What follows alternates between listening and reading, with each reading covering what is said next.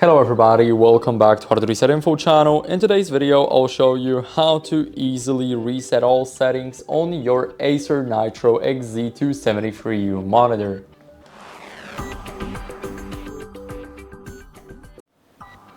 So first, what we want to do is we want to open the on-screen display, so click the button twice.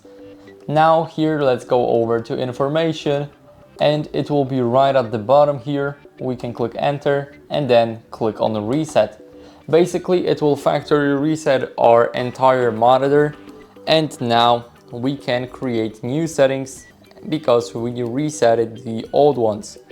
So that's basically it. I hope this video helped you. If it did, then leave a like, subscription and a comment, and I'll see you in the next one.